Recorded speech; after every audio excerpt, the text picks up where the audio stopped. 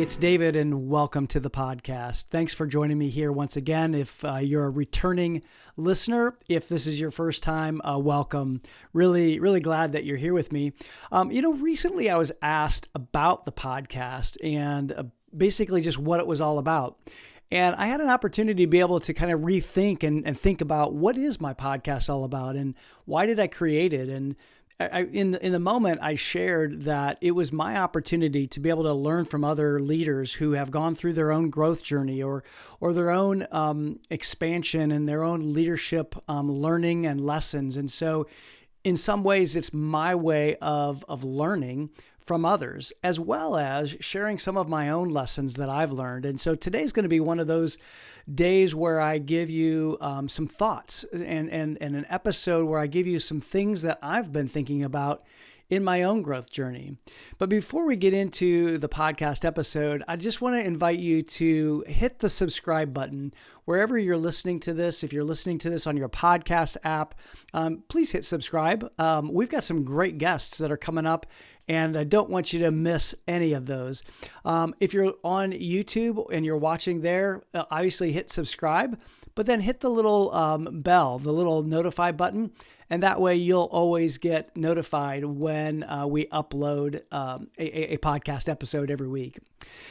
So let's go ahead and get into today's episode. And, this is one that I'm sharing about things that I've been thinking about and just really getting into my own growth space. It's an episode where I'm just going to share some things that I've been thinking about, and we'll see where it goes.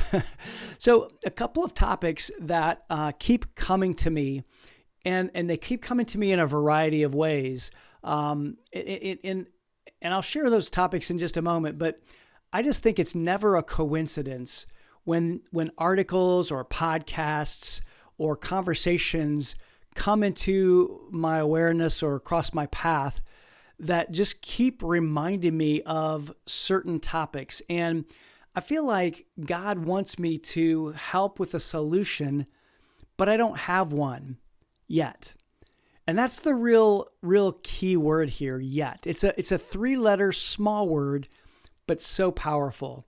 And so I'm really leaning into the yet. I'm really leaning into this space of where do I need to go with this? How can I help around a couple of topics? And I'll share what those are here in just a moment. But based on my most recent hot seat session in my own mastermind, my own inner circle group, I've actually created a waiting list for a focus group that I'm going to create. At least I think I'm going to create it at this point. And I want to be able to do some more research on these two topics that I'm going to bring to you today. And I'll share a little bit more about that in just a little bit. But what I want to talk to you about today, there's really two topics and one main topic. The main topic that I want to get into today is this topic of loneliness, the epidemic of loneliness.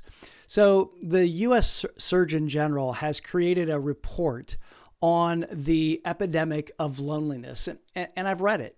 I have it up over here on my other screen, and it's 82 pages.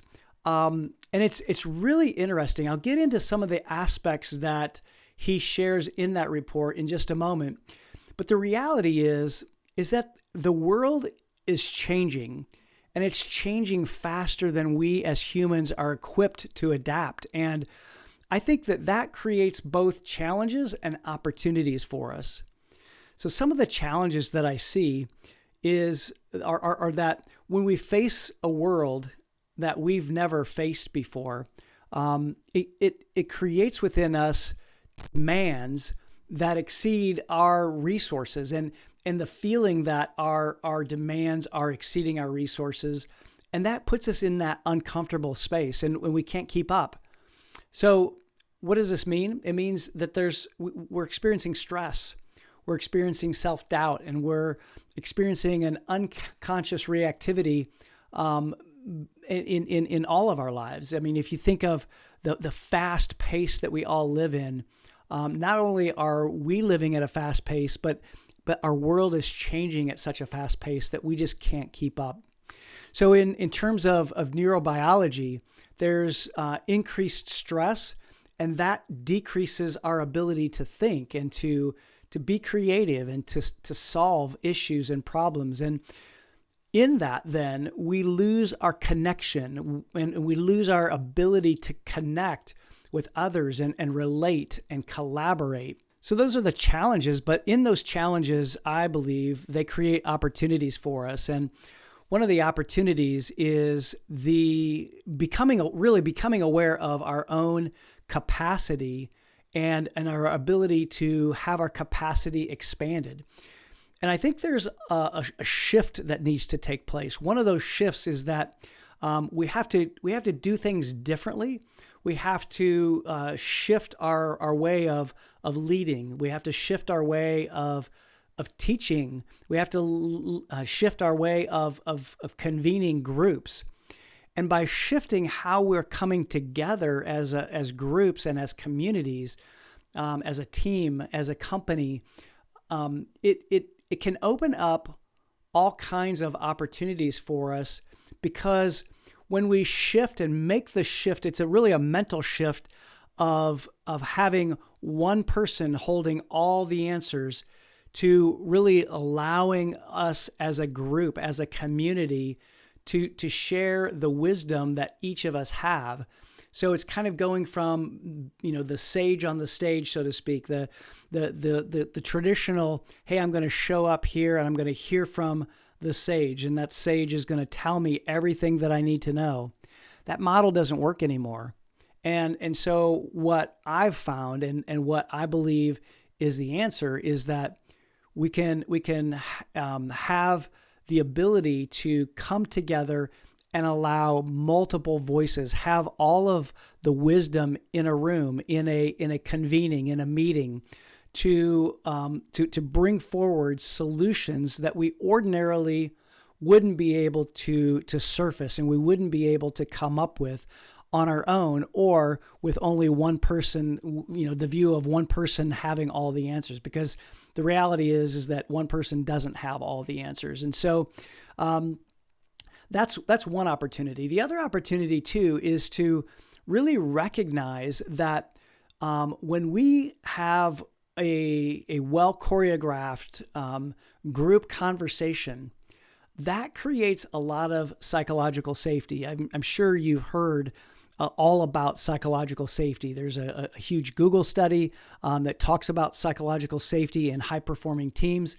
And to be able to create that psychological safety, we have to be able to have carefully choreographed conversations in small groups. And what that does is it creates the connection and the belonging a lot more effectively and a lot more reliably than any other way. And so if we can convene groups, whether that's leadership teams, whether that's a team of peers, when we do that on a regular basis with well choreographed questions and conversations, we can unlock the potential and we can unlock the wisdom that is within that group. And in that process, we have to recognize that the questions that we design for those conversations, they can change the future, and they can change the future before the answers even arrive. And so I know this kind of sounds like craziness, but if you think about it, questions are like the lenses of our glasses or lenses of our contact lenses, because they change what we see before it even arrives into our eye or our brain. And so questions have the ability to help unlock a creativity within us that we couldn't really achieve before. And so I guess just realizing that well choreographed small group conversations create the safety that's needed for high performance, for connection that we'll talk about here in just a moment, and also belonging. And it creates it in a way that's just very natural, because as human beings, we are social creatures. And so I believe that all of this offers a solution to what the Surgeon General's report says about building, community and reducing loneliness. And I'm going to share some of my thoughts on this report that I don't know if you've been aware of it or not, but I've listened to podcasts and I've obviously I read the report, and there are some dynamics at play that I want to be able to offer a solution to.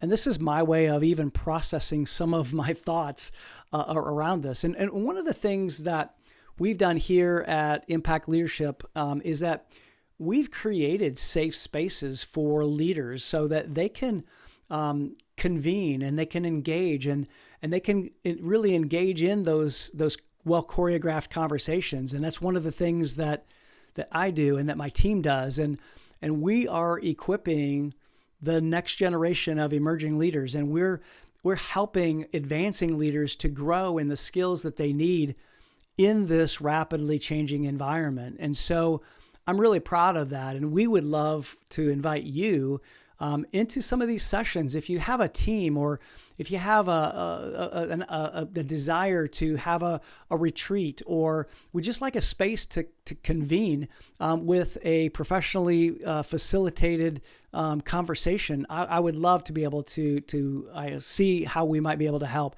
And in order to do that, just send a note to me and my team, david@davidmcglennon.com. And we'll schedule a few minutes just to see how we might be able to help you. But this whole idea of loneliness and disconnection or social connection, I think one of the things I wanted to share with you are just some statistics that the Surgeon General brings out in his report. Why does it matter? Well, first and foremost, loneliness increases premature death by 26%. It increases heart disease by 29%, and an increase in strokes by 32%. These are all huge health impacts. And so if you think of a health impact to your organization, to your team, what happens if a third of your people have heart disease or have a stroke? Man, you could be incapacitated in your organization. Along with those physical symptoms, the loneliness and disconnection also increases the risk of depression, the risk of anxiety, the risk of dementia even. So social connection is a fundamental human need, and it's fundamental to our good health. And so one of the things that the Surgeon General does in this report is he defines what social connection is. And so what it is it's the number and variety of relationships plus the frequency of interactions that we have with others. So the number and variety of relationships plus the frequency of interactions that we have with others. So that's social connection. The other thing that he brings out in his report is that it's a continuum and it's dynamic. So it changes over time. So it's not just that you have connection one day and you don't the next day, or there's just a variety of, or a continuum of connection. And so it's an ebb and flow, just like the rest of life. And there was an interesting statistic that over the last 17 years, we've decreased our monthly time that we spend with our friends from 60 hours a week down to about 60 hours a month down to like 20 hours a month. That's huge. So the time that we spend with our friends has decreased dramatically over the last, say, decade and a half. And that has huge impacts. It impacts our health. It impacts our lifestyle behaviors. It impacts psychological processes. It impacts biological processes. And that's just one aspect of social connection. Social connection also has a huge impact on our health. And health has a factor of either facilitating or being a barrier to our social interaction. So it's kind of like this double-edged sword. And I think it's really one of the reasons why I feel so passionate about and feel that it's really important for us to prioritize our health. You've heard the saying that our health is our wealth.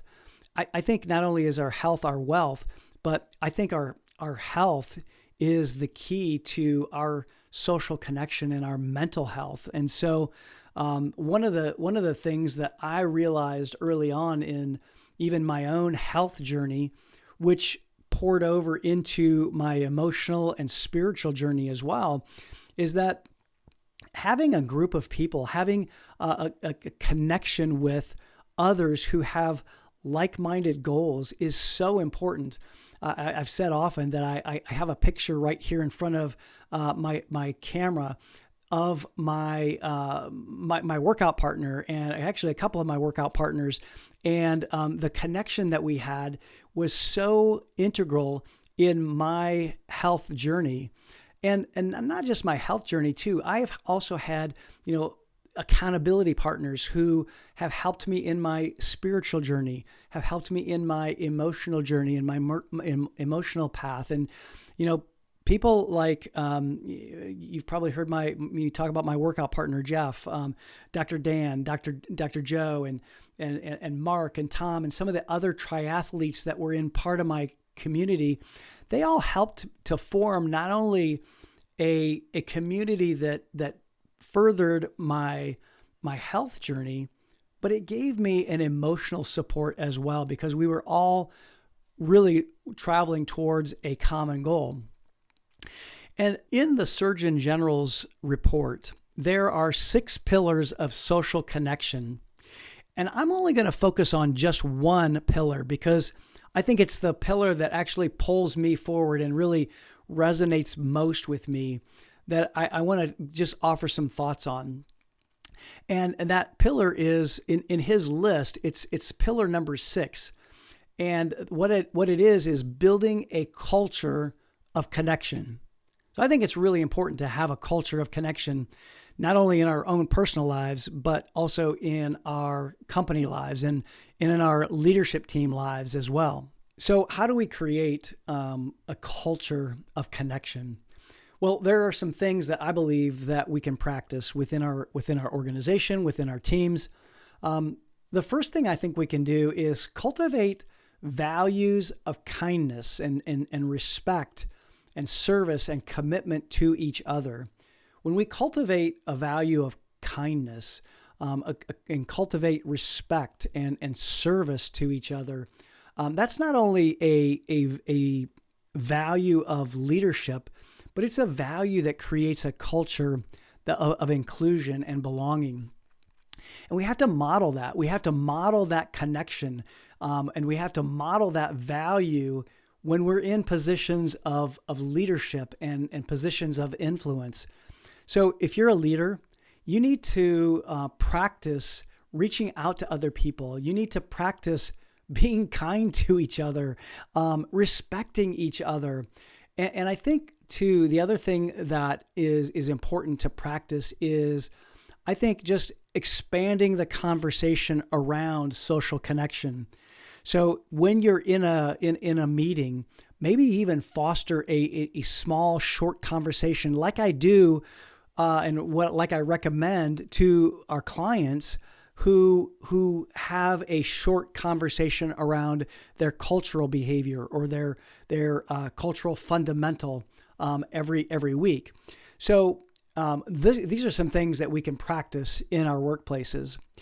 The other things that we can do are just making social connection a priority in every level of your business.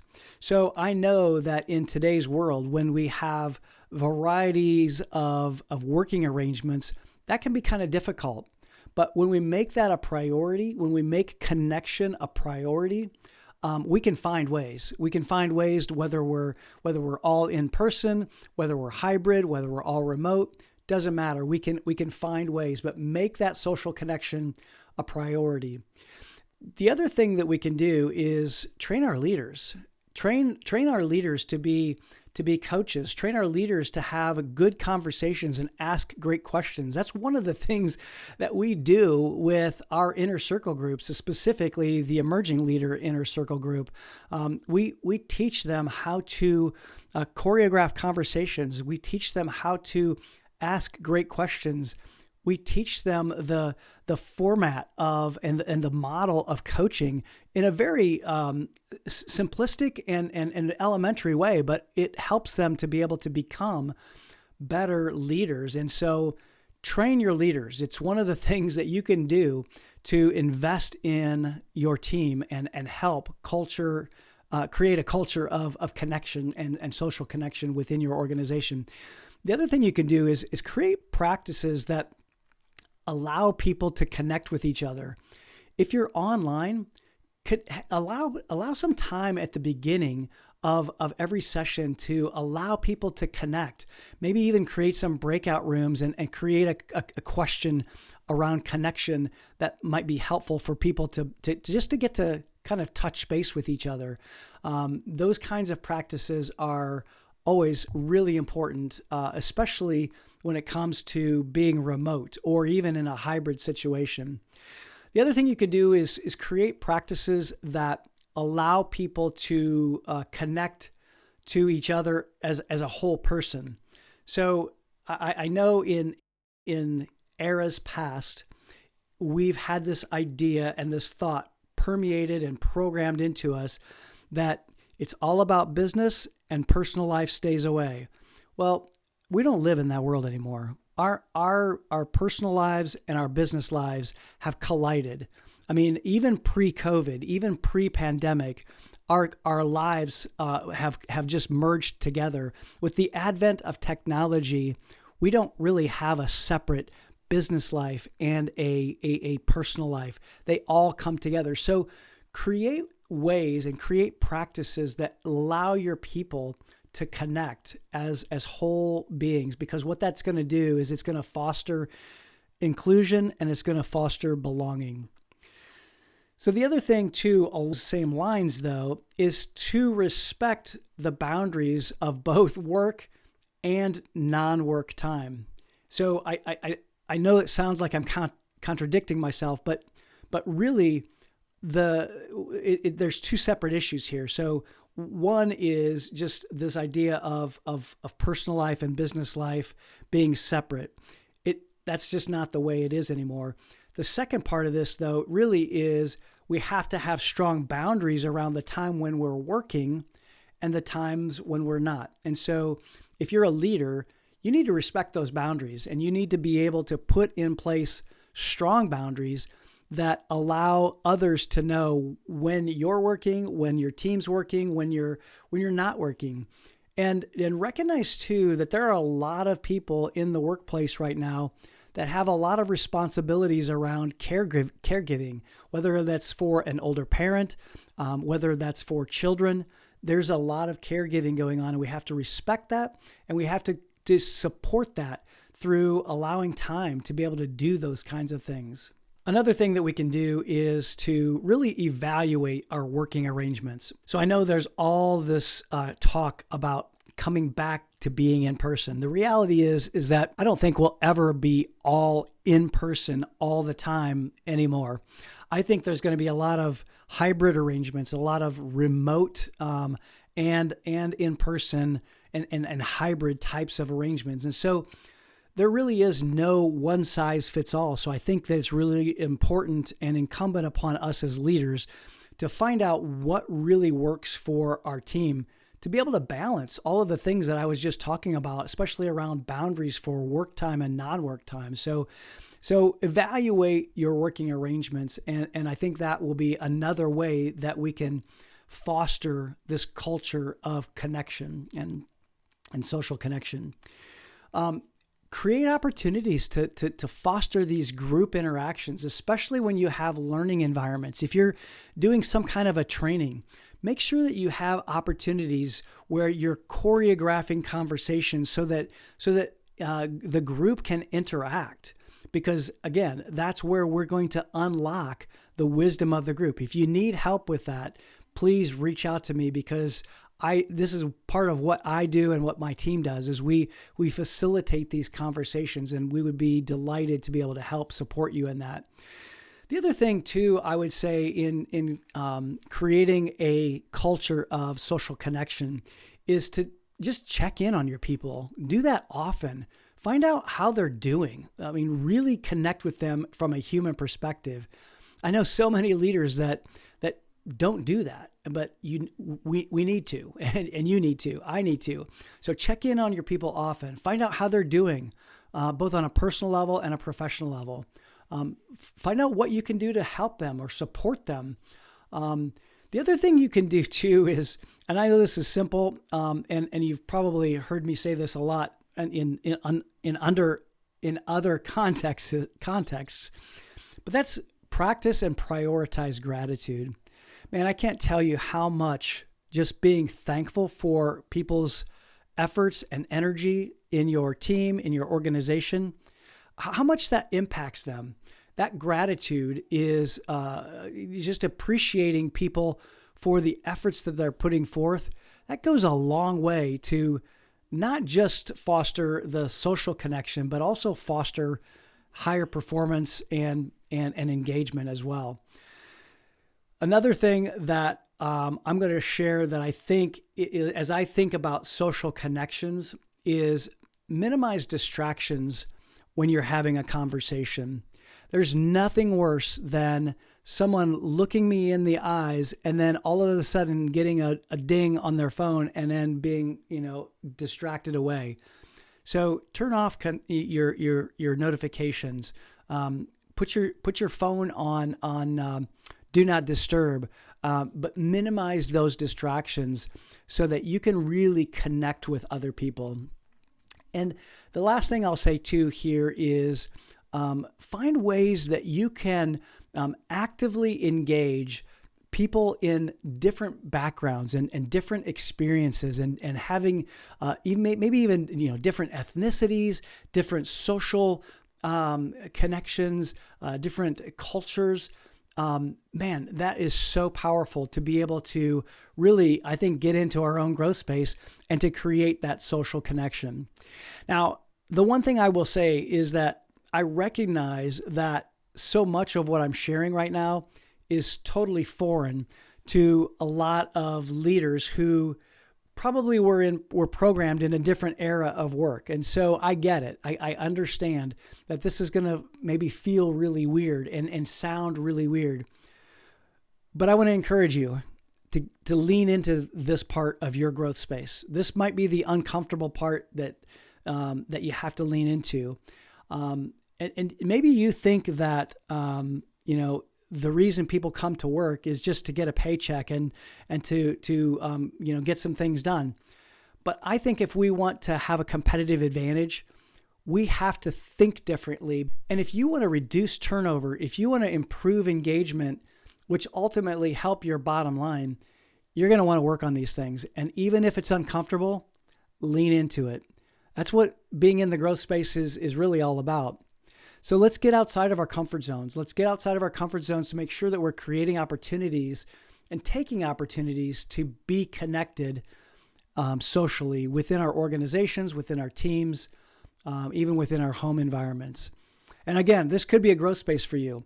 Let me ask this. What are your 5 closest connections? Thinking about your own social connection, what are your 5 closest connections? Who's in your inner circle? Take a few moments to jot that down. If you're driving, don't do that. But when you have an opportunity to really sit down and think about who's in your inner circle, I want to just encourage you to make sure that you're reaching out, make sure that you're connecting, make sure that you're checking in on the people that are closest to you.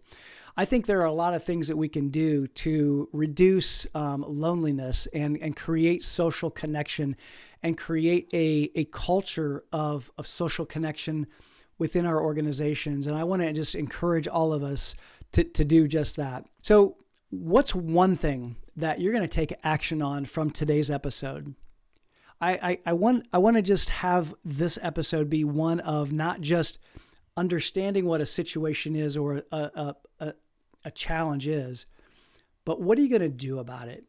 What can you do to help reduce this epidemic of loneliness? What are you going to take action on? Shoot me a note. I'd love to hear from you, and I'd love to know what you're doing to take action on reducing this epidemic of loneliness. Now, the last thing I'll say is, if you would like to be a part of a focus group to help us work on solutions for not only loneliness but also creating succession. If you're a business owner that is thinking about transitioning or just handing off to the next generation, in the next 2, 3, 4, 5 years, something like that. And if you would be willing to share some of your thoughts, some of your experiences, we would love to engage with you because we want to gather real information from real business owners. We have a page set up. It's a landing page. It's a waiting list page that if you're interested in participating and would be willing to just share some of your insights and some of your thoughts around this idea of transitioning, succession planning, and handing off to the next generation, we would love to have you participate. So go to that landing page. You'll have to go to the show notes because we'll put the link there. Or you can just reach out to me, david@davidmcglennon.com. We're not trying to sell anything. We're not trying to sign you up for anything. Really, all we're doing is gathering information and real live feedback from people who are in the trenches, so to speak. We do want to find a solution and be able to create something that is going to help leaders like you, business owners like you, who will do that transition at some point, whether they plan for it or not. But we want to be able to help in that transition and make it as smooth as possible and really prepare that next generation and prepare you as well for your next act. So feel free to go to the show notes, connect with us there, or send me an email, david@davidmcglennon.com. So thank you so much for listening in. Thank you for giving us your feedback and really being a part of In the Growth Space. So until next time, my friends, be well.